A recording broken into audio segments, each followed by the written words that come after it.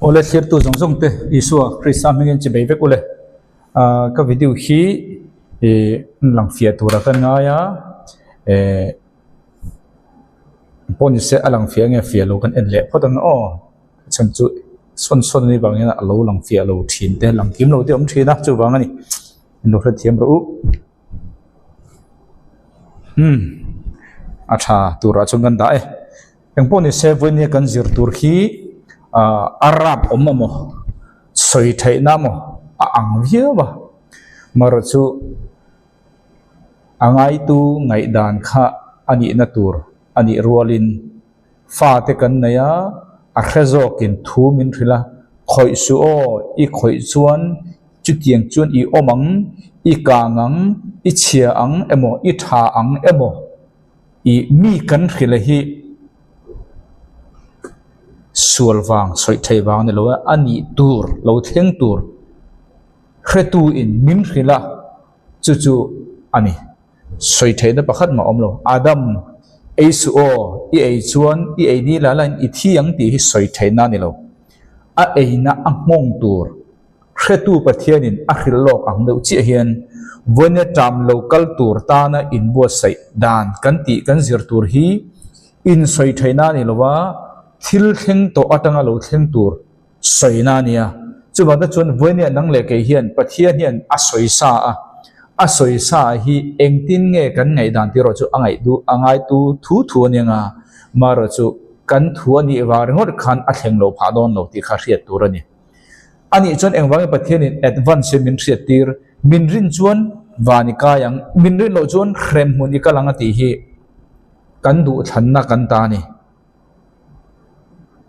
chumi omzia chu athalam thlang tur min duwa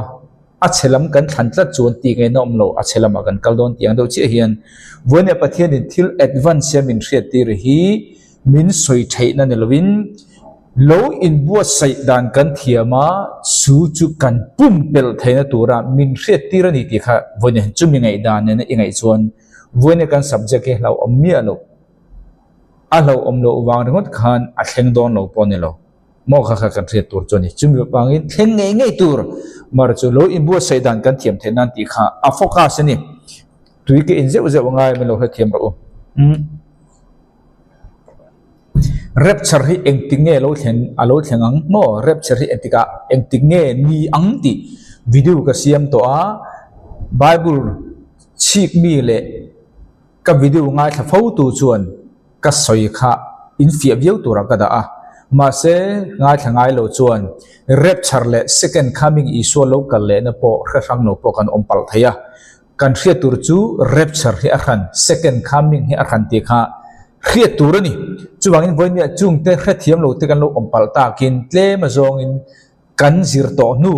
rapture chungchang kan zir to nu ma ni se koron I kal thuak anga kan thu zir afia thenan o kan voina kan subject tur ber ro chu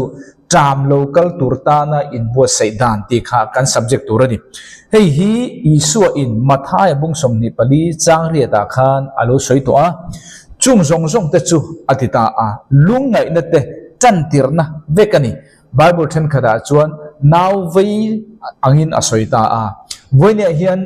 now vei kan ti chu mi now a thin don chuan avaya alo na tan ang deuh chi hian isua second coming a local tur hi angai to a chu voine hian nang le ke hian in I chumi a local ngai to zia chin chiana lung ngai na chan tir na the beginning of sorrow but pain the in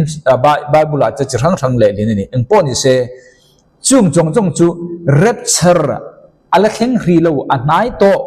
kum sri har sanala kheng hrilo anai to iso second coming a local hrilo anai to ti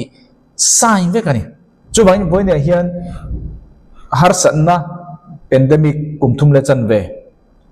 ral be na khovel tuna kan chuang me kumthum le chan ve heng zong hian rapture la nelo kan ti chiang mo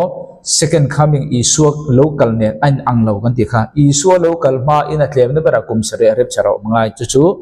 kheto thura kan ngai chu ni ta a chu bangin voine har sana kan tok me ka hi rapture ngai to chin chiana ni chumi om je chu heng hi al hen ma lo chuan rapture thleng don lo tinani abi tekin sekor pali chu lo ni ta chu bangin kan soi to ang khan chu bangin tuna kan zir tur jong hi lungai na te chan tirna ni naw vai chan tir ani ti engtinge kan thre tang ti chuan hemi sakor rong chili hi naw vai chan tirna rapture alani lo heng hi ani heng hi afam ki malo chu tui chin chiana ni rapture a hlen chawin kumsari harsana omang kumsari harsana zo chawin second coming omang kha kha lo ta na o le chu chu lo ni ta a kan zir to nu nan a soi ngai a soi ngul lu tu min lo ti phal lo ula a chan chu kan fi a kha poimo to ro chu wang ta chuan ka soi ngai ka lo soi mun ve bok tak ne ti chuan angai thatu te po in hriat thiama e khai kan hriat thiam lo alaw ni in ti phal ta ila to ro chu te chuan thilafu thein thering le chi chuan hei covid chu sang ni som ne tangin ani ta a kha ka soi to lawang hei covid chu lo ni ta thalngul kan ti hi toxon ani ta giriken mo hei covid kha ka kal le longa chan chu ka soi tel lo khani thalngul kan ti hi girika chon toxon ani ta toxon chu Greek tong ani ta chu Greek tong toxon atang chon toxic ti lo kal ta toxic kan ti chu hei tur le mi te thina khani covid 19 kan ti khani hei hi alo zep tat tu le mo khovel bin bum tu chu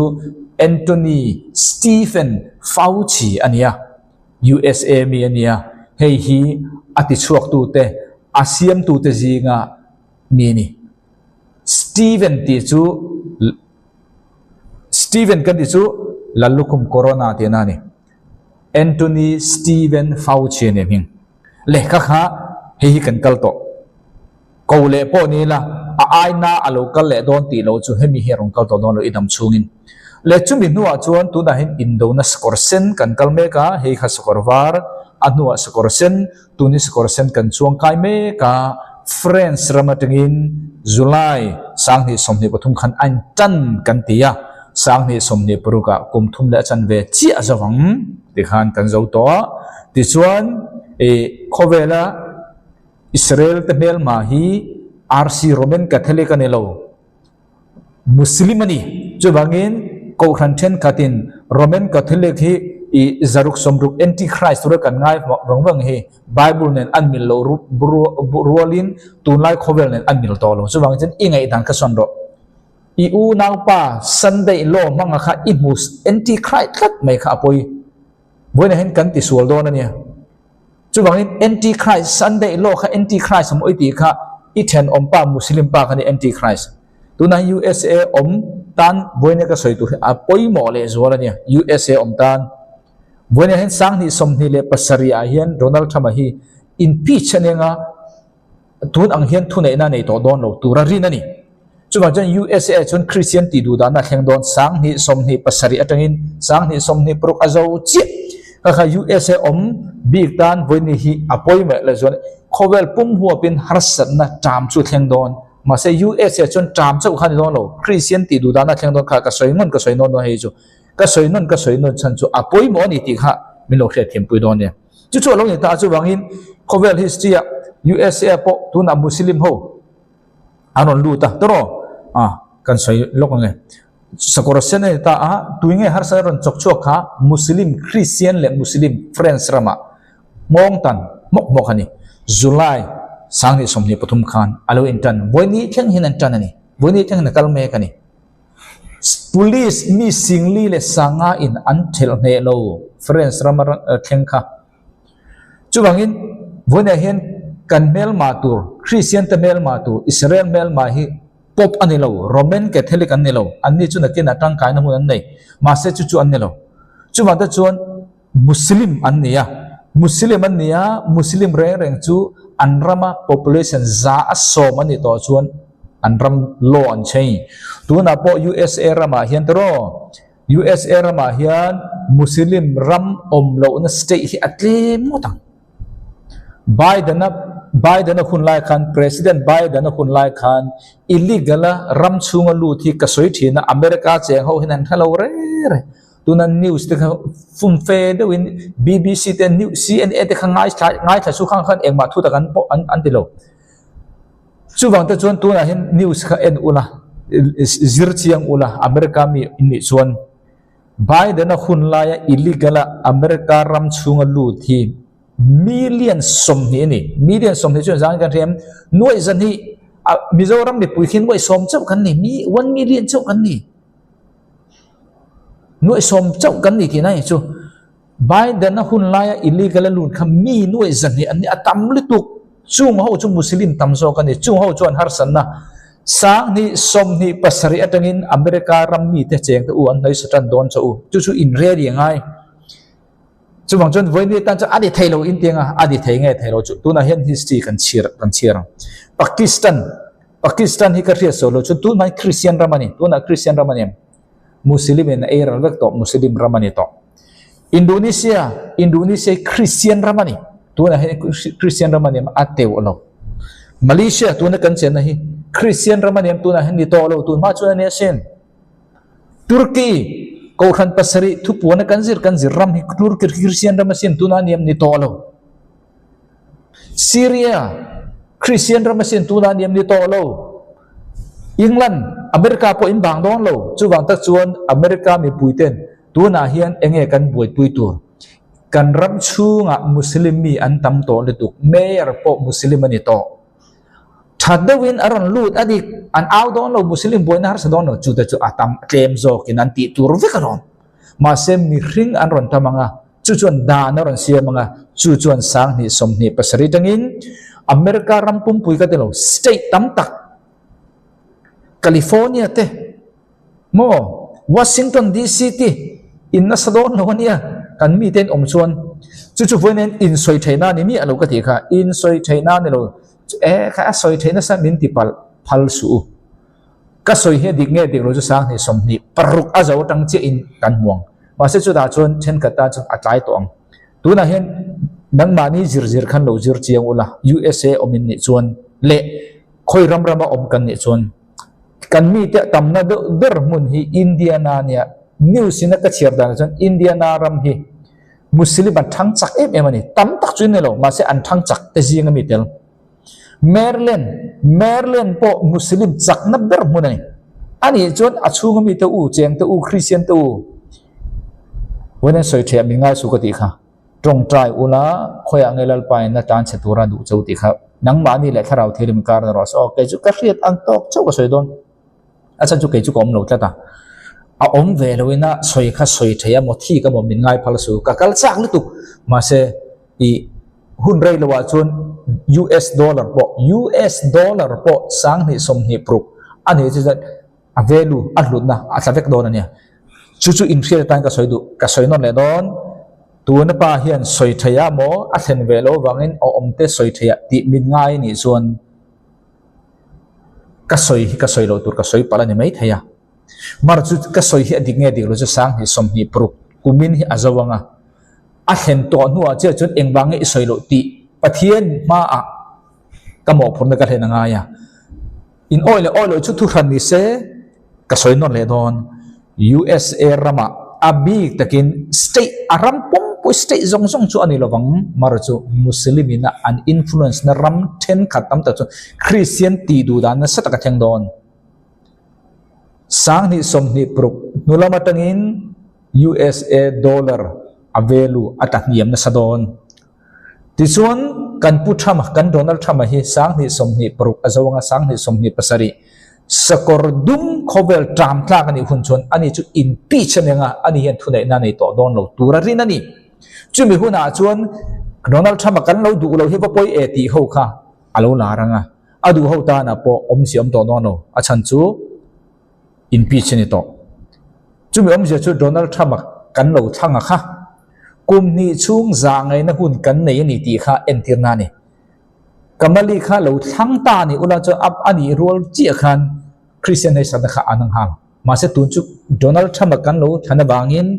za ngai na kum hi po sai ani ti na thu kani kan ri no ma se ani po in khami bang lo chu ati thei don lo chu ti ni chun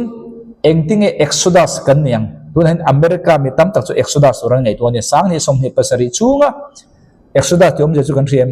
ram tlan chiak pum hlum khan lo khami chun chung biru un tur an nei to tan an na chang ria chon le chu lo ni ta a le ka ti khan chumi no chon sakordum tu ni kan soitum ni sakordum ani sang ni somni pasari atangin tan dona sang ni somtum zun ka thleng tur ani ta a hei kha ta mani ka ti ka soi thin to tro chu chuan chumi nu a chuan sakordang anenga sakordang hi covid-19 ai lo om khikalu ka le don ni hei hi chu voini ka soi don lo video ka siam le huna hemita in bo sai dan tur ka soyang voini chu sakordum ta in bo sai tur cho o hemi hi azo vele sang ni somthum pathuma zo vele rapture chu ani thei chau ka te ka video ka siam to chu bangin voine kan zir tur chu sakor dum sang ni som ni pasari atanga lo theng tur tan engting kan bo sayang te khani lo theng lo tur tong tai om ji om lo kan ti khaw pathian na khua ruat asa ve kani heng zong zong hi athil tum chu juda ho athil tum lo thlina tura bo saina ni chu bai tu na hian zakopa mang anna kanti kan khen to ni ka kal lo kong o zakopa mang anna ti kha chu bai point kan tu soi kha kan fia tur ka da o sang ni somthum le palia second coming ani lo ni sang ni somthum pali rapture ka ti second coming ani lo second coming chu rapture nu kum sare nu a chau ani don chu bangin comment te kha ka lo muwa iso lo kal huri tu manan thalo ti kha adik kha chu iso second coming ani tun kan soi chu rapture ani rapture hi ani pek mek kan ni ka soi kha adik ka ti na ne lo nia ka riat dan in ka chut a chual mai thei ma se poilo ma se bible chon chu turi mindu chu ka tawon ka sorry ka mo prona ni lek chu ni ta a chu bangin hei hi e kanjir to a e chu bangin iso lo kal hun hi kum sang ni nulama second coming hi kum sang ni nulama ni ngai kum sang ni nulama iso second coming ani ngai ya sumi ma in iso lo kal ma in rapture kha kum sari advance ni ngai chu ka chu dana kang zir to kha mo chu boini kha kha zir viau ka tum to lo chu bangin ka chu dana chuan e adik nge nge ka ti na ni lo ni o hi ka chu dana chuan september ninga achan chu hei hi to torot kut khani tat sang ni somthum pali rapture iso second coming ani lo ni ai a khelo ta na kan kallok achan chu voina rapture ka ti chu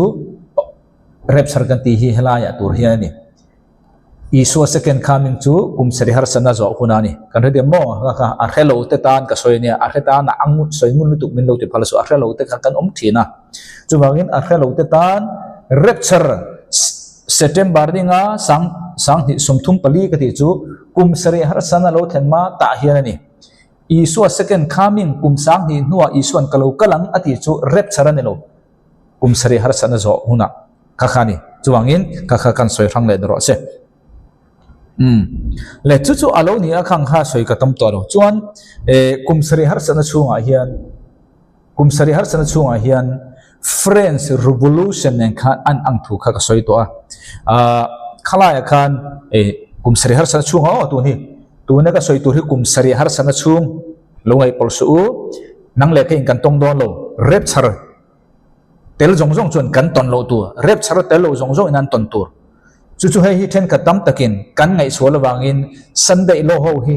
antichrist kan mu pha na vek khani sunday kan mang ke ni sabat hi kan dik sabat lo re chu antichrist ti ngai dan kan nei dik lo puya kha chu siam than ka do wa ni hemi French Revolution chung hian engting e ni an man kan ti chuan he Daniel bung sari hi then kha chuan an la a an la ka wangin sabat mang lo zong zong kha antichrist a pu na tur kha ta a chan chu he bible hiam lak wang ania tin chung dung bera kalin thu asoya chung dung bera mi thiang lim te ati sawang hun te le dan chu ti danglam atumanga hun khan le hun te le hun chan ve chung chu akuda pe kaniang ti hemi hi ani wangin 7 day unau then ka chuan sunday law ran tan donald trump sunday law no antichrist kan ti ngala antichrist kha sunday law ne lo sabat law po antichrist in ni lo tu ma in sunday mangin antichrist kan pu phal lo chawin ni tal lo wangin achan chu ani zo ka chu muslim an ni don friday law ron sia mang chu kum sari har sana chunga ni friday law mo chu ni ta achu wangin French Revolution chung khan Christmas te kha Isaac Newton a birthday kha Christmas ten mangani ti chuan minute somruk second somruk chu minute khatin kan chu tani ta a kami French Revolution chungkan minute second za kha minute khata an chera minute za kha dar khata an chera ni so ma kha kar khata an chera ni kha khan tiang do zong kha French Revolution kha kum seri har sana chung ne na lim tha thai tora lana ni le chu ni ta chu wangin kum seri har sana chunga chuan anti-Christian Friday law sia mga chan chu Muslim chu Friday kha ansa anni pui ni tlata chu wangin Friday chi bai book turen ti vek dor ani ma semi in Friday chi bai book ma se khem nga ta pa lo gan re mem boine po Friday po chi bai book ro Sunday po chi bai book ro Sunday Sabat po chi bai book ro Christian nei tu ni chun engni po book la khem mu ni talo Christian nei lo tu ni chun Sabat po book la Sunday po book la Friday po nu la khem mu ni kal kha kan thia tur choni ani book di lo kha van kai ne le kai lo na ni lo ki kha tun huna chon kan thia tur ni le kha ti khan kan soya o ti chuan chung chu e kan thia fia tur tan kan soi fia ni se thu pui lut wat no teron tele palange chan chu zirna kan na ya zirna ni ton he chu bang zirna ni bangin thria na dik kan thia lo chuan thil ni lo in thil kan bu thai le chu lo ni ta chu bangin voine kan zir tu ka sakor dum ani ta a tu na hian zakopa mang anani kan lut me ta hei zakopa mang anani hi kan zir puilok du chawa achan chu e kan thriat fia ka du wangin ele Jeremia bung som thum chang sede chon hei chu mini chu aro pui mange a ang reng chu a om lo zakopa mang anani ani nge mei atita a ma se chan chuan om thawang zakopa mang an nani ania zakopa mang anani hi chudan chini oma then ka chon kum sari har sana chung chau hi zakopa mang anani ngai ani ma se voine chuan chumi chudan pi alam deuh hlekin kal kan du ta a zakopa mang anani ti chu kum sari har sana chau ne lovin a chan chu kum sari har sana chunga khan zu do kha mi tlem te kha chan chuan om do nei chu vele adam chun khan pathian thil tum chatuana rongbol tura arua takha antipuitlin chiang le chu lo ni ta chu bang zakoba mang anna ni kan ti hi vonia kan tan to vonia sakorwar tan khanan tan zakoba mang anna ni hi ani ta chu bangin zakoba mang anna ni kha kan chu lok du chu bangin zakoba mang anna ni kan ti chuan khoi tang kan chu tang kan ti chuan sakorwar tang khan kan chu tang ka ti kha le ani chuan zakoba hi engtik khuna tang khan nge amang ana enge amang anna reng ti kha zo na lo umta se zakoba mang anna ti chut la chu afa pamangai bermai Josepha thi anga angai ni atang khan zakoba mang anna kha in tan ania ti chuan Josepha anung le ani ti a khriat ni in kar chung zong kha zakoba mang anna ni ta ani chuan khami kar chung kha kum engzat nge niang ti khani poimo chu chutrang chia chuan zakoba mang anna ti kha kan chut fu thei do na ni chumi chu chuan I chut lok chuang he mi tam ke ni chuan dar kar tam tak chutin he kan baya bonen anin omle tu kha ti khalo ti phal lo ula tro bonen kan e subject kan du lu tu thien he kan man ho kha kar thiam pui zawa chumi rualin min thia thiam pui ve bok ula rongbol kan ne mi in thu ta khria se ti kan doa kan thu pui lu kha chon komsar a khami chung khan chu ti chu in tiang ti khan mi ni nga zo vek the ma se khami kha kan thil tu manelo Bible atangin mi in hei hian soipon adik lo hei hi adik ani ti injir tir kha kan tumpa bokani chuwangin Bible na tanga proof na ten lo re ka chu engma oi mei su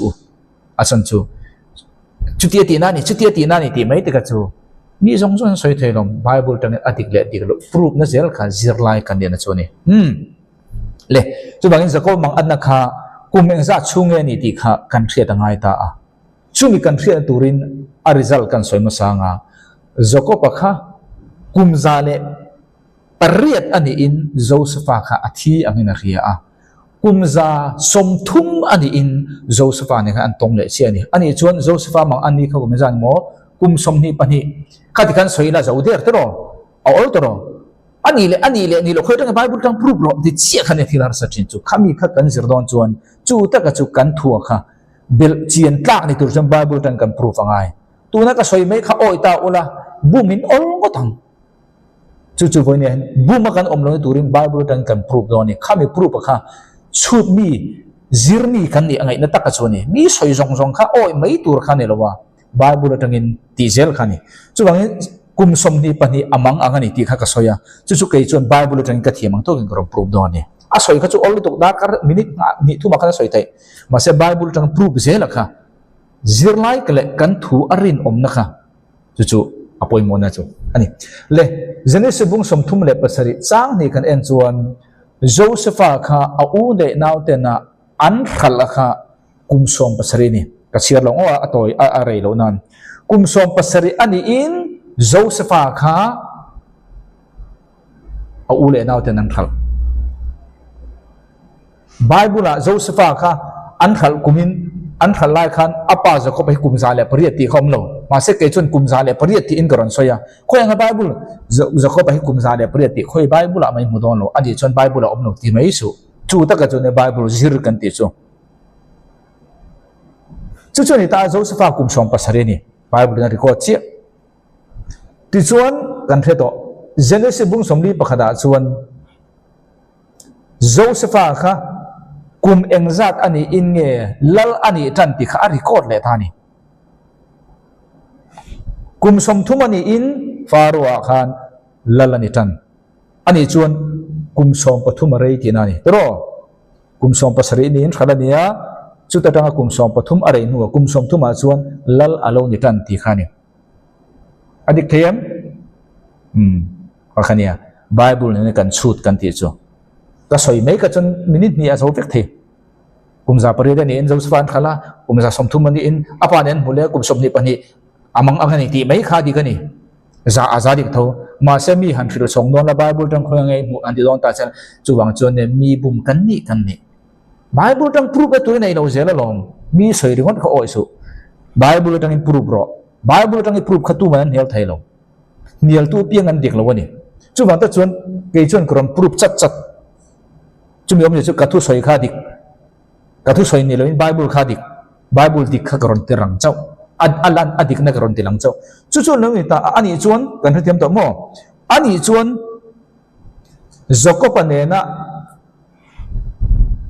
Joseph an to che khan Jacob kha kum za nge kum za le som thum adik lem ka soi kha dik le che ti chuan Genesis Bible bung chan ka da ve khe atoi nan ka da don Genesis bung som li panga chang som pakha da chuan Joseph le apa ain to khan Joseph le apa Jacob an to khan tam kha kum za nge lam ba kha kum nga adikem kum nga tam ala ba om je chu kum ni tam kha liam to asan chu hausat kum sari aliam to ani jon Joseph kha kum som thum le pasari ni to tinani kan ri mem ta hen Joseph kha kum som thumani in lalani tan kum sari haras hausam na ani jon kum som thum pasari ni to ti chuan tam kha apa nen an to in kum nga lama bak ti om je chu tam kha kum ni apel to ani jon Joseph hi kum som thum le apa nen to che hen kum som thum le pakwa ni to tinani adik them chun mun ro ka ap Joseph kum som thum le pakwa ani in tam kum hausat kum sari akal liam to a tam kum ni akal liam to bok chuan kum kwa ania ama kum som thuma ala lu bok chuan kum som thum le pakwa apa chu da chuan kum za le som thumani ka chu na tik them chu ta chu mi om zia chu Joseph kha kum som thum pakwa tu na chu kan chu da tang to kum som thum pakwa man tan tin ni kha kum za mo kum som pani kum som pasari han mai na chi la kum som ni le pani Joseph le apa hi an then to ti kha alang ta chi ani kan thei dem tro ani chuan kum som ni le pani apa hi kum som za la som thum Joseph ne an to lai kum za som thum ani chuan afa pa ne an then kum kha kum som ni pani kha za som thum atangin som ni le pani in mai na sia chuan Joseph apa lagata khalbo ani kha apa hi kumza le pariyataniya kum som ni pani chu apa hi mang angani Jacob hi mang angani ti khalu langta kan fi thei tem kha khani Bible zir kan ti chu mi soi jong khan lo Bible tan kan chut kan thiam to kin mo chu lo ni ta chu bang Jacob mang an kan ti chu ekum jamo kum som ni le pani mase mathai bung som ni pali chang som ni pani jon tim chung ni te chu ti toy ni su sela chuan eng taksa ma chandam ni reng reng an om lawang ni ma sala than te awang chuan chandam ni te awang chuan chung ni te chu ti toy ni kum som ni le pani zakoba mang an na khan ni tur ani ya ma se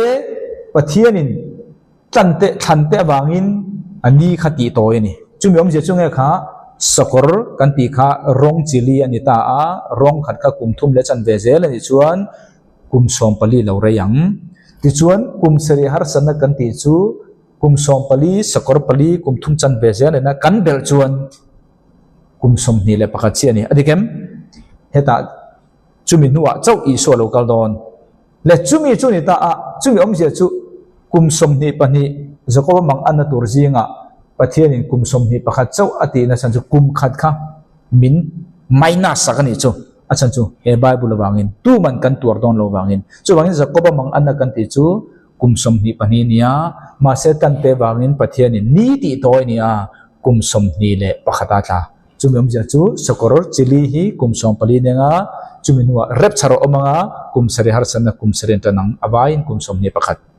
dithem chu chu na uta ole khadang khan sokor mang anatu na hen kan chuang kai me kani ti kha kan thre tur kan soi du chu ni sokor dum tu na kan kai ta a tam sang ni le som ni pasari januar jang tan do na ni tu na middle east ya in do na oma riak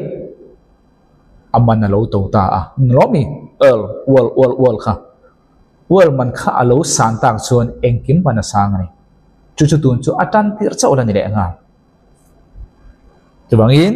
ingredient ti kha buine kan zir tur chu ni chu pathian in min ti thaya min soi thaya he thili min pe nge ni lo bible a chung tiang a lo tok to ten om chewa chung tiang te manga pathian in thuruk min zir tira du wang ani chuwangin ai koptara ma chuan tam kha jospata chuan hallelujah pek thui na tur ani voini apo tam lo thleng tur kan ti hi kan zir tur hi ahrami tan chuan hallelujah pek na tur aniang inui na tur aniang arhelo mi tan chuan chen na tur ani ve thung chuwa ta chuan tam khom lo se josepha ni don lo chuwangin tu na tam lo thleng tur hi itan josepha anga chance nei na hunani isaka anga inui na tur hunani isaka ti chunui ti nani chubangin pachu thuruk chu kan man the turin pathianin keima ni ai hian bible a mitam takhi trama no tlak tir teu to a abrahama kanan ram abakal donin trama tha ai jibrama tan chia boine kan zir tur isaka afapa trama tha bok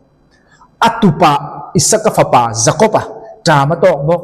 atupa josepha ro chon mal somna ta namang chung ho thuruk tam lo tok te thuruk reng atang khan voinia thil thuruk zir tur kan nei thewa voinia chon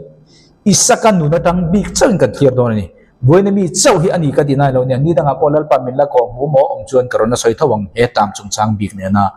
chan chuat na kan chan the turan bo se dan mo ale voinia chon isaka chung chang a chau isaka ti chu yang mo nui ti na ni voinia hen tram hi mi an thapang mi an tap khan cho kan ti na ne lo nia voinen ring tu tan akhemi tan chuan trana ne lo ti ka soi ur na zo kani inui na hun turani khrisa awangin he thuru ki thre chun inui na turani ti kha ka soi ur le tu ka wangin mi tap kha lom angin min ngai saksuo ka soi tu muneno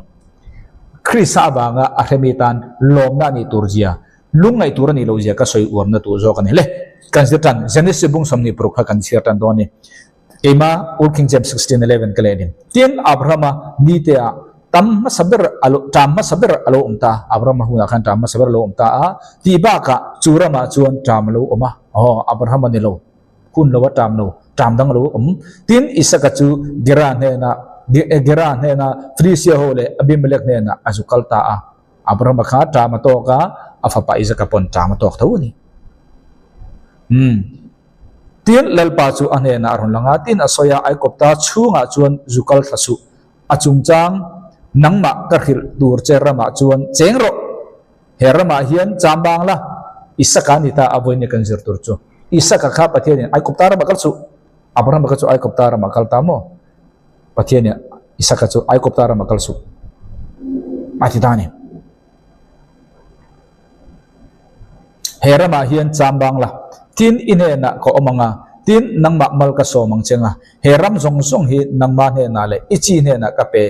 ang cheuwa tin ipa abrahmane na checham ka soi checham kha kalen do ani ai tani pathian in kal lo tura ti naramane kal tura ti naramane chat mai isaka video ka siam to ram chan chona chung chang kha ego sen ram kha izon chuangai ego sen Israel fa ta kha har san na ai koptara ma frem na som jinga khan an tor velo nia go sen an chen that he drama hian lo thleng tura hin ego sen izon bu ngai ego sen izon bu ngai abi te America mi pui te ego sen izon bu ngai America ram chunga po itan geu sen tural pa da mai the i hum him na tur ma se America ram zong zong a khan i don lo nia then khat muna hum him na yang then khat muna chen nei don lo kasoi non don asan chu America a om ta hu hian in ram kha hum him ber mal som ber mo india tu a chu ani sang ni som ni pro khi ani nung ber tur ani kan lom pui chu ma se pathian tel lo chuan eng ma ni lo zia kan thia dangai chu chu thi ka soya khan in ngai palange kan nai sang mi tu chu kalpo ka cha ma se chu dot kha ka soi thelo ani durba kha ka soi thelo ngo ka soi tur kha ka mo phurna in din ne din lo chin mo phurna ni ne ne vi khuat langa ho do kha ka ni chu zoda ang do khan kan da o kha tin vana arsite angin ichi chu pung turin ka sia manga tin heram zong zong hi ichi ne na kalapeng tin ichi ya chuan khomwala nam zong zong malsom an laniang abrama chuan ko o ya tin kanor na te kathupek te kathuruat te le kadan te po azoma wang khan ti in tin isaka chu gara chuan a cheng ta a pathian in cheng turna ti namun khani ai ko tabar kal chu gara chu khoilange tuna Palestina kan ti khini no Hamas ho om namun khini kera tu na chu nom tolo kera ti min chuan masa khilai bel khini tin chu mun ami te chuan anu pui chung chang chu ama anzo ta tin ani chuan soya ani hi kafarnu ani ti in ani hi kanu pui ani ti soi turin ani chuan alho wangin ani chuan soya chu te lo chuan chu mun ami te chuan rebeke awangin mi thada ange ani chu lo thir liam turin amel that awangin ti in dot soi tin heti hi ania chu ta chuan un rei tak om to chuan Felicia ho kan ti chu tu mo tu na Hamas kan ti ho kha ani do ber mai mo Felicia ho tak ka chun om to lo nan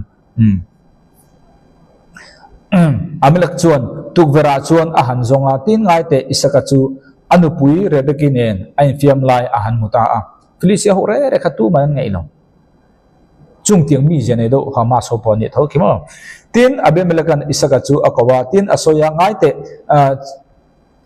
chian na atangin ani hi inupui ani hi le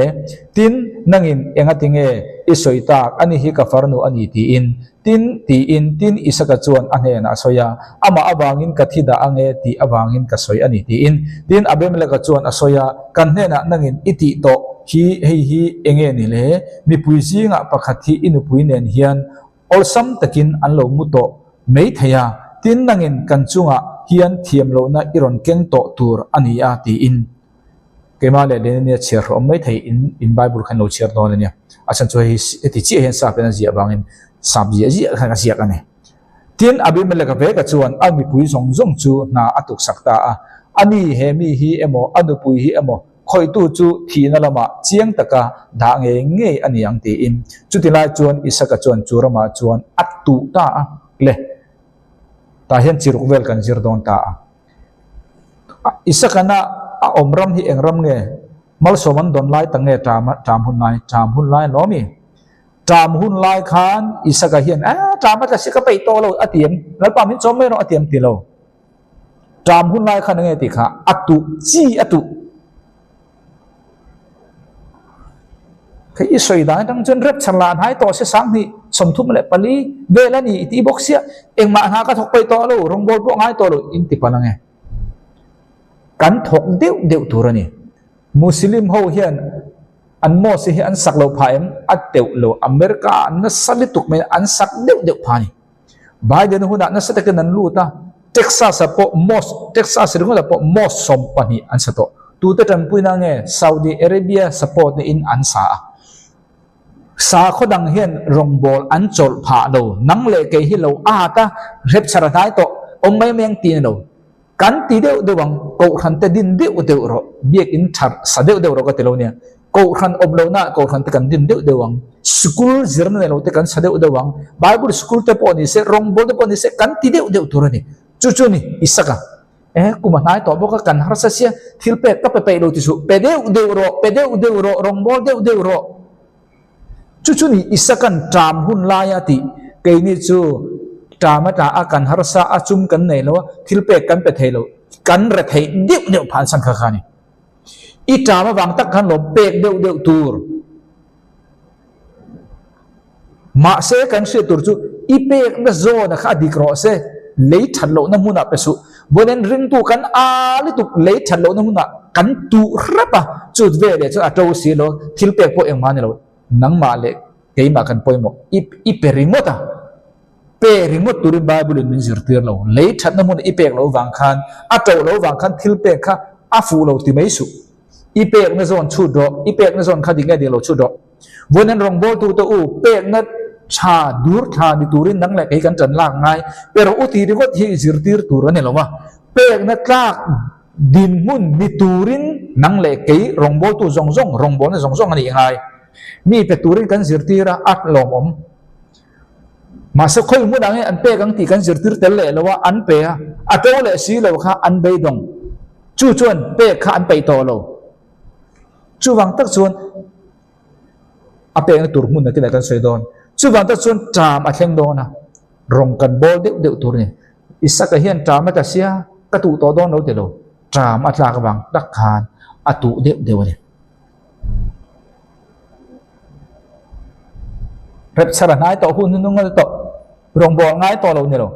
kan ti deu tur zo ka ni rep chara ni ma lo ko khan te kan din deu tur ni chan chin tha kan thil deu tur ni thil pe kan pe deu tur ni eng wang mo trama ni ka ta lom trama chon chi i tu lo jong khoi mi ngai singang chu wang ta chon zako pa chuan isaka chuan sorry isaka kan ti chu eng mo nui khani trama khan zako isaka kha nui eng wang nge nui atu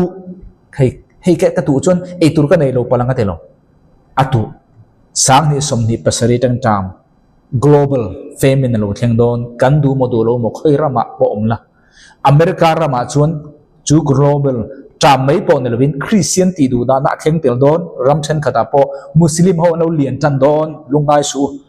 bonen kan sunday lo kan anti crime mu zong kha i ngei dan i so son roi khopin tong chiang i u nau pa kha anti crime mu re su i u nau pa amoi ti jok muslim ho kha ne ron don chu aron ni nga chu ta chun chung i hun chu alo theng do na chung i hun a tak chuan rong kan bol che u dewang chan chin tha kan thil dewang ko khan kan din dewang ma kan la dewang sunday school te kan din deu turani chu da che chuan chung tianga ti wang chuan eng ting e ti kha chu kumbe ka chuan ti chuan ang yom je kha atu kumbe ka chuan ti na ni makuma ni lo ada vana ni lo leya khan alle za dong ta joseph a chu tam kum kha tan mal som na ni bonen ring tu then kha tu tam lo thleng tur hi inui hun tur ani boina ka thu ngai tha zong boina thu hilal pan tharau thilum azir tir chau chuan tam lo thleng tur hi mi te an lunga yang ring lo mi ten lunga yang ring tu then ka tam tak ngai tha pon lunga tel bokang ma se voine ngai tha lo lalpa thai tu lalpa ti tu lalpa thu ngai na tu tharau thiang ni ma khat mi ini chuan inui na tur ani engwang mo itu chungom je chunge rong bol na nung gospel diktak bible zirtir na diktak dong ne na ipe ka itu a irong bol tur chingchang zong ko khan po idina I thei na zona ke pen ta dawangin ale za in idong don chu ke ma thu ne lo bible thu ni lalpan ama chu sum le pai mala som chau han lo lalpan ama chu mal asom sum le pai chau hi mal som na ni lo sum le pai lo thil danga mal som telani ti kha chiang ta ni chu nang le kai kan nui hun tur ani chu tak chu bible a khan hey sam number za som hi prokhi Bible chun mi de chuan sang ni som ni pruk ta turan ti hai sang ni som ni pruk ta tur sam za som ni pruk ni ne dang kha chu kan da thave ganga mi tui te a tu chuan lim na a an sengang Bible le linga chuan mi tui ta chunga tu chuan lim takin an lenga ti khani eng ti gang tu don sang ni som ni pruka mi tui ta chungin itua lim takin iseng don exact nge iseng don aleza in chuchuk boina lal din tuanga soitu thu hiniam nilo chungnung ber kan lal pa pathian thu zo kani thu thung hluya tu inge ti kan mu isakanati eng ti hun lai nge mal som na adam lu tok at eng kim mai mal som andon kuma nilo tram kuma ni tram kuma boinen inu na tram ma theng mai the in chung kwen har samai the kai kan pui fanau te ne ka soi cho thuru ka khia eng wang nge kan lo ra thei thin thil ma ka lo ni zo eng wang thil mak thuru kan khia to chen thil ma ka ni ra thei ti hi ra thei ka ti wang han kan ho sa chu tiang kan nei ti na lam a soi ka soi tum ne lo ne ei le bara mi ang pui ne lo mai la ke ma ni ma bo to kan tam thei lo eng wang a mo thuru ka khia eng wang he ka tu uzel ke jo ka tu uzel tu na chu i tam do lo ke ni chu kan tu lo wa a chi jong kan e zo zel la chu wang nom kan tam i mal nu na i tam mai thei bo ne hin in chung kwen tam mai thei in ko thlan tam mai thei tu ro i rong bol pui te tu nge chi tha pathian thu dik tak soi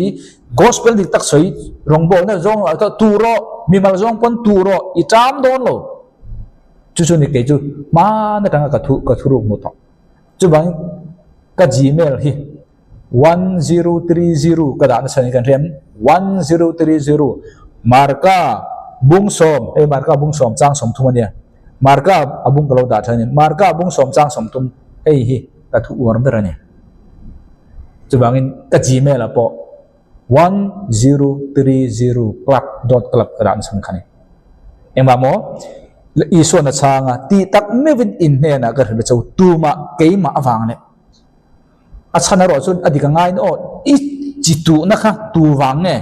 isu Christ awang lo kan ko ran ang ti wang mai achumi chu ti wang mai eng dang wang ma kha lei thai ne lo isu Christ awang le chan chin tha wang telem kan ko ran ang ti vel mai hemi pa ni wang ani lo thota ithil pe re ga chu pu ni phang thon ka ni onau tu bonen thu moi ka soi dong no re ne a chan cheng bang mo thu pe helin ka mangai lo chau ti na ka du sak long chau ti na ni bonen ka du sak chau wangin isu Christ awang le chan chin tha dik tak Bible dik tak khil lo na rong bol na re ga ithil pe zong kha voi ni dang chuan eng ma lo ni ti khare to ro thu moi ka soi dong lo ka ti kha ke po hi Bible zirtin re chan chin tha ka khil lo chon eng ma ka ni lo tu na tla ka ni lo tu na ka ko than ka tu ron pere da suangai lo chan cheng ma mo chung kan ti tan lo chu eng wang nge mi kan suam ani chu ma chen foi nan ko than rong bol tu song te u ke ma telin u pa song te u kan mem bar tan so pakhat aron pe amo thil pe aron pe hi mal som dong le tur chu nang le ke hian eng wang nge kan ko than hian eng kan or Christ kan or nge chan chin tha kan or Bible zirtin na kan or Bible kan zirtin dem ti kha soi tum dar choni chumi chu kan ur lo chen mo ron pe mi suangai lo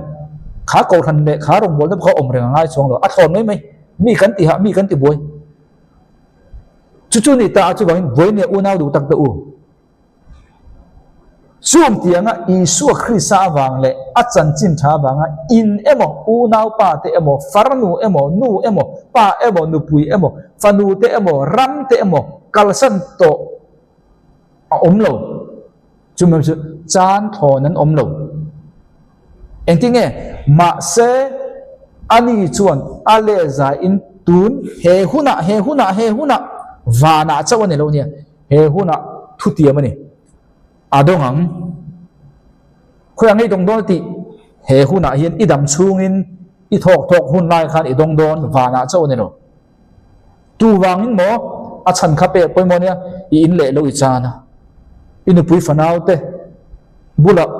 om thalel takin I om lawa om thei lovin oma I ram te I chan thil rang I chan eng wang mo Isu Christa wang ne chan chin tha wang hin chumi om sia chung e nang ma in I ball khelo po in chung tiang rong ball na ministry mo rong ball tu te ne na mo I pe kha enting ati wana nakina ale zain tong atilore he huna idam sung khan dong ma se ani chon ale zain tun he huna hian adong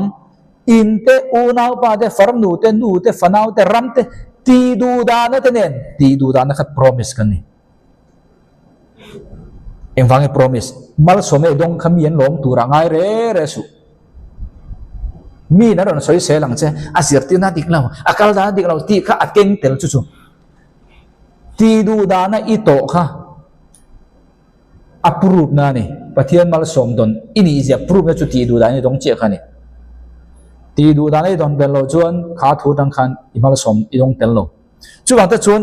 isaka khan tram hun lain atua ale zai dong chu mai pon ro lalpan mala som chu mem chu sum le pai ni lo thil dang apo mala som ti kha chiang ta chang som puthum na tin ani chu alo thang ro pui na sai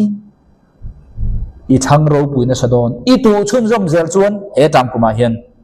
mi tam tak chu in tu to lo chuan in zo der kan ri dem alo thang ro pui na sa in le malama akal zela ar lama pan zela ni chu zui lama pan lo mi an zui lai khan atu tlata wangin ale za inal pan mala soma atu chun zom zela lal pan mala soma alo thang lian zela malama akal zela ni tin ani chu ro puina se em alo chan thlengin athanga a ro puina sali tu ni chu chung tianga I om vele chung tianga isaka tun mai chung tiang chen om mi alo are thei lai tam lai aron lut kha welcome em ani to ma se tiang an tu chi kha amal sunan dong chi kha aram nei tu felicia ho kha ne tinga kha ama chun ik sikta anti du da ta chi ani engwanga mo adik lo wanga ne lo adik lutuk zo khalal pamal soma dong ta ka ik sik thamani chu ang chi chun he tam huna hian pathian thu dik tak zirtir tu te pathian thu dik tak zui tu te ini ka da wang le itu ka da wangin thil eng mo mai maya itu lo ko khan na zonga khai tu lo rong bol na zonga itu lo bible zirtir na dik taka itu ta da wang khan pathian in mal asom cha kha asom ve lo te khan ron soi se le na ron deu son nge tu cha aken tel tu ron ni chumi chu atel lo chon kan na kal na tok lo ti na chu lal iswa thu thu na kha lal iswa na min zirtir khan chat ti du da na ne na ti ki ale za in dong ang heu na hen ti du da ne chumi ti du da ne chu mal som dong ti proof na ni lal pa du sak dong ti proof na ni akal sul anti jong jong kha ikal dik ti proof na ni chu alo ni ta chu bangin boinia tuna kan zir jong chu kha khania chu bangin voinia nang le ngei ke hian enge he tam lo theng tur han kan bo sai tur tu deu ro pe deu ro rombol deu ro khoi mu na mo bible zirtir na bible war rombol na muna pianga pero en ko khan po ni se iloi na ko khan po ni se bible zirtir lo ko khan ania ipe ni chon nang ma thu ni pesu kan tingam lo che ipero Macedon base so engko khan po ministry po bible zirtir ni jon pro ale zain wal somidong chu pathian thu thiam ani keima tiam ne lo keima soi ne lo lalpa soi ni eng ti hunang e isa kan pe kha mal somadong em hun lai ne lo tram hun lai kha ni chu mi zirtir na chu pathian ni athuwa tram lo thlen ma hian bible a mi ten an lo tiam mal som da min zirtir vek to nang le ken kan ngai sang na bible kan ngai poi mo le ti du chon I thu ni ke chu azirtir tu ta chau khani chu bangin america om te u voinain rong bol na mun rang rang om te u sang ni som ni pasalita ni in bo sayem abi te kan america ram om te u india na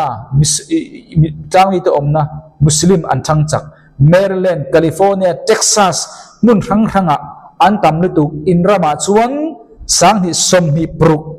nulama tang chuan in dollar rate ataniam don tun rate asa sanga hian in go sen tur jong ro u